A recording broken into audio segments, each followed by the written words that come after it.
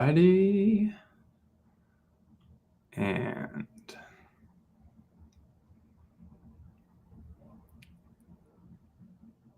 Facebook always takes a few seconds for it to figure this thing out.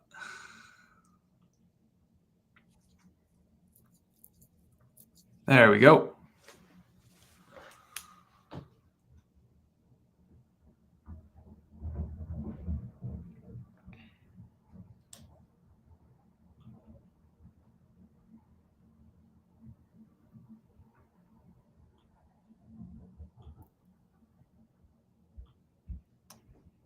All right, we are live. Welcome everybody to another episode of the Cash Physical Therapy Headquarters podcast. Today, we're going to be talking about whether you should be hiring or looking for a new grad cash DPT or a new grad DPT, or should you be looking at more of a more experienced, skilled clinician that already has several years or a decade or more experience in treating patients. There's been a lot of talk of this online and a lot of people bashing the experience and the capabilities of new grad DPTs. And our experience has been the exact opposite. So Ben, let's dive right into it, man. What has been your experience in both hiring veterans and new grad DPTs? Yeah, I'm excited to talk about this topic because I think there's a huge misconception about new grads versus seasoned clinicians. And I want to start by saying both can work. Both can work. It really comes down to different things. There's pros and cons to each. I wouldn't say necessarily one's better than the other. It's where you gotta pick where you want it to be easy and pick things on what aspects you might want it to be kind of more difficult, right? And there's learning curves with each and pros and cons with each. So I'm excited to dive into this. But across the board, from my experience, and this is actually contrary to what most people are saying online, I've had the best results with new grads. The first PT, I was a new grad when I started my practice, Yeah. right? My first PT that I brought on was a new grad, and he's to date, in my opinion, sold more cash packages than any other physical therapist in the entire US, right? New grad. My sales, my sales guy, he was a new grad PT, and he's done over $2 million in sales. Again, new grad. And that's your admin, right? Yeah. So we've separated the front desk role and the sales role.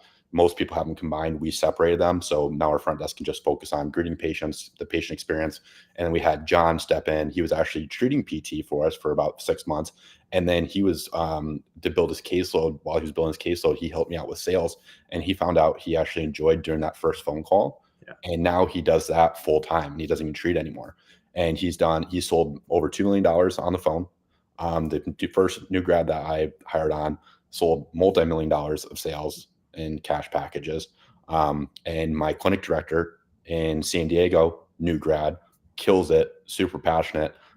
We actually just hired on a new grad PT 3 weeks ago, and she sold over $25,000 in cash packages. The first patient she ever saw, she sold a $3,700 package to them. The first patient that she ever saw as a licensed PT, the patient invested $3,700 right there on the spot with her. I think that's got to be a record. I don't think anybody's done that. Other side of the coin, I was looking back and reflecting on this before the podcast. The top 3 physical therapists that struggled the most in my practice of all time were seasoned clinicians. Yeah. Okay. Again, it's a smaller sample size. I've hired about 15 different physical therapists in the last 6 years. So again, it's just sample size of 15. But I'm also seeing across the board with the clinics that we help too, that people are having actually better luck with new grads. Yep. They are more hungry, they're more passionate, they're not burnt out. Like I've been doing a lot of interviews the last 3 or 4 months, and it is night and day the energy level that when I'm speaking with people on the phone compared to new grads versus clinicians. I'm talking to some of these people that are 3 or 4 years of working insurance-based clinic. They are burnt out. Yep. They're miserable. They just want a job where they can actually just be able to survive and not be burnt out and exhausted at the end of the day. And you can hear it in their voice on that phone. And patients are going to feel that too when they come in. And so that's the thing too, and I don't blame them. I would be, if I was in an insurance-based clinic for 3 years, I would not be a happy individual, and I would lose a lot of the passion I had for the profession at that point with the high bombs that people are expected to see. So I don't hold that against them. It's just the model and what they've been exposed to for the last 3+ years as well. So, but Right. curious on your take on the mindset piece of Yeah. it. You've got clinicians that new grads that don't really have any basis for what they feel like they're worth. And you got seasoned clinicians as well in the insurance-based model. So curious your thoughts on Right. what So you like think mindset. when you finally get to the stage where you get to start building a team around you, first of all, like congratulations, because it's really hard to get to that point, as well as like do the mental gymnastics that's required to be willing to take on the responsibility for another human being. So if that's where you're at, bravo to you. Really, really exciting era to be in. And so you just gotta, when deciding what kind of person you want to hire, you really got to think about the business model that you're in. If you're an insurance-based clinic, hiring someone who's more seasoned might make a lot of sense, because the ability to sell is much it's not nearly as important under that model. You just need someone who's very personable, who can actually get good results for the patients. On the cash physical therapy side, of course, you need someone who is an excellent clinician, someone who can get people great results. But sales becomes one of the most important factors when you're hiring people. And if you hire someone who's already had 15, 20 years experience working for in-network clinics, their belief is already pretty hardened and crystallized into what the value of physical therapy actually is. And so if you're charging 200, 225, 250, getting those people to sell what they used to do for a very low cost to patients, you're going to find that they're really going to struggle when they're pitching the follow-up visits and what the rates are going to be, especially if you're selling cash packages, because typically the people they see, they're paying a $50, maybe $100 copay, but now all of a suddenly they're asking the patients for $2,000, and that's a really scary thing for a lot of people to do. And so the line goes, like, you can't teach an old dog new tricks. Not saying that you're necessarily old if you have a lot of experience, but teaching someone the sales side, we found to be substantially harder than teaching people the clinical skills that they need right out of school. So for DPTs, they're coming in, they're eager, they're excited. They already are aware and educated on the limitations of the insurance-based model. And they know that people are burning out rapidly under that model. So they're coming in gun-ho, wanting to build a future for themselves, pay off their student loan debt, that they know cash physical therapy can do much faster. And so they're learning and picking up the sales so quickly. And because they're profitable for the business very quickly, because of their increased ability or expedited ability to learn sales, they're profitable, they're busy sooner. And that allows you, the owner, to step away a little bit more from treatment, where you now get to spend your time being kind of a clinical instructor and mentoring and coaching them and being a part of their sessions and helping them learn to become world-class clinicians. And so in cash physical therapy, it just makes so much more sense to find someone who that we know is going to learn sales faster, who's not going to come in with all these sales and price objections that they feel themselves. Because really, as soon as we can get them profitable, we can buy back your own time and then spend that time teaching them the clinical side, which we already know they're coming out of school like a sponge. They've learned a ton. They're excited to put it to work, but they're still very aware that they have so much more to learn. And so they just come in so eager, so ready, and they just absorb information like crazy, allowing them to very quickly outperform a lot of veteran PTs, which is contrary to what a lot of people think. Yeah, yeah, and I think it's honestly much easier to teach the clinical side of things and bring somebody up to speed than reverse a deep-rooted mindset issue on money that's been deep-rooted on them since childhood as Right. well. That's a much more difficult thing to do than teaching somebody the clinical skills, especially when they're coming in like a Right. sponge and wanting to learn. So Right. yeah. Like, what would you rather teach someone? Like someone who's already a professional student at learning clinical skills, would you rather teach them something that they already know and are accustomed to like taking on and adapting pretty quickly? Or would you rather teach them an entirely brand new foreign skill of sales? It's like it's so much easier to teach them what they're already accustomed to learning, because the sales thing they're going to pick up much, much more quickly because they don't have those like false beliefs and habits that they've formed over years and years working for an in-network clinic. Yeah, it's a bear to overcome. And I'm going to say something that might trigger some people, and a lot of people might disagree with me on this, but Wait. it is easy to get results in a cash-based practice. Am I telling you that you should go and hire, the worst PTs out there? No, but I hire for personality. I hire for skill set, people that communicate very well over clinical skills, because I can develop this clinical skill set. That's what it comes down to. In a cash-based setting, you're working with somebody one-on-one for an hour. You're not dealing with most likely people with comorbidities where they have hypertension, blood pressure, their tissues can't heal because they're not eating right. These people are active. They're going to do their home exercise program. They're bought in. They're going to go home and do their exercise program. You don't honestly need to be that great of a clinician to get results in a cash-based practice, is what it comes down to, because of the model in which you're in. Yes, you want to be the best clinician that you can be, but long story short, we hire for personality and people that can communicate well, because if we can get them to come back and get in front of us, we will get them the results. It's clinicians that can't communicate, even if they have the best skill set and the most credentials. If you can't get that patient to buy in and come back, the skill set doesn't matter. Yeah. Right. So that's my thought process. And that's hold true with what we've been seeing over the last 6 years in my practice too.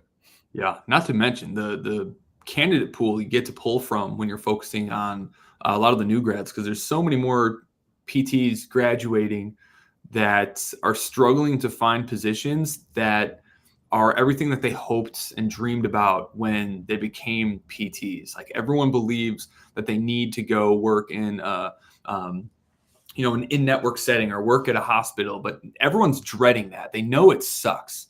And if you're a cash practice, we need to be doing a better job of educating the physical therapists who are entering the market on what their options actually are, because PTs are leaving the industry in droves because there's not enough focus on existing practices, cash practices, promoting the work-life balance and the transformations they're able to create for people inside of cash physical therapy. And so there's so much opportunity. We can save so many PTs from giving up on their dreams and quitting the thing that they've already invested hundreds of thousands of dollars into making a reality.